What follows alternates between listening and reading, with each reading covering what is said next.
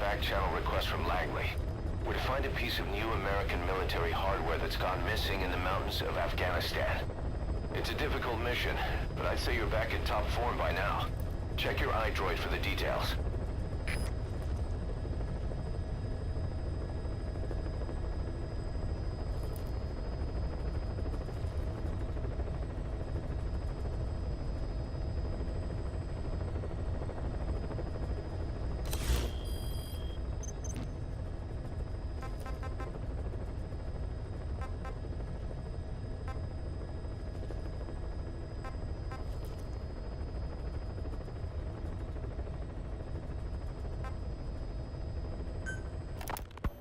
Ocelot said the number of private forces is increasing, and they've modeled themselves after us. They're a far cry from the likes of us. But why? 9 years ago we made enemies of the world as a nuclear-equipped force, independent of ideology or state. Yes. Sooner or later, the real UN would have stepped in. So why are they giving these PFs free rein? That's our fault, too. What do you mean? What happened 9 years ago was a real problem for a lot of people. An organization as big as ours, with our facilities, was wiped off the map. Not an easy thing to hide. But if our existence came to light, so would the names of our clients. We had contracts all over, east and west. From superpowers to Banana Republic. The lot. Our clients denied all association with the likes of us. They had to make sure things didn't blow up on them. But at the same time, they missed us. They really missed us. The demand for armies for hire was as strong as ever.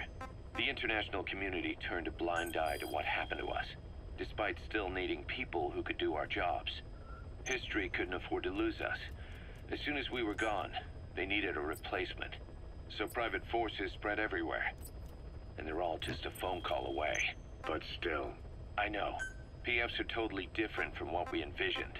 Nation-states, revolutionaries, terrorists, they have a lot of clients, and Cypher is one of them. Cypher stays anonymous, but I know their work when I see it. In the eyes of those clients, the world's PFs are all just expendable pawns. The clients don't have to worry about losing their own men. Nobody knows they're involved, and PFs are cheap. In short, the world is chewing up soldiers and spitting them out. Even some of the old Mother Base's survivors are still working for PFs. Some guys created their own smaller forces. Others were taken on by emerging PFs. Everybody's gone their separate ways. But none of them are living their dream, because they're not fighting with you. Of course, I tried to headhunt as many of them as I could for Diamond Dogs. It was all a waste of time. They said they weren't interested without you to lead them. But now you're back. And everything's gonna change. We'll unite all private forces under you, transcending nations and economies. What is a nation? Just a patch of dirt.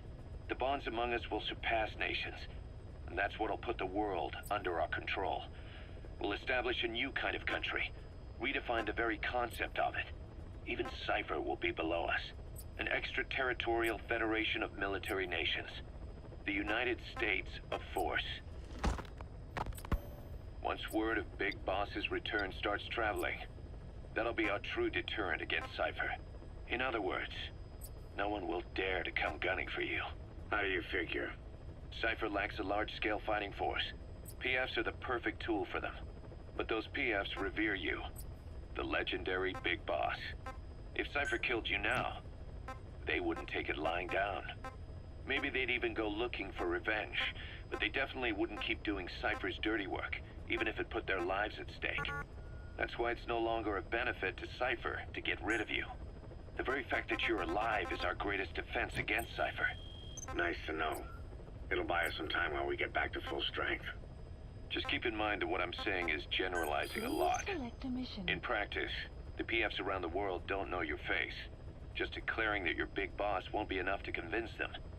And if they see you as an enemy, they'll come at you with everything they've got. Some hero. That's why you need to bring them back to Mother Base. Show them on your terms that you really are the one and only Big Boss. Once you've proven that, they won't hesitate to join us.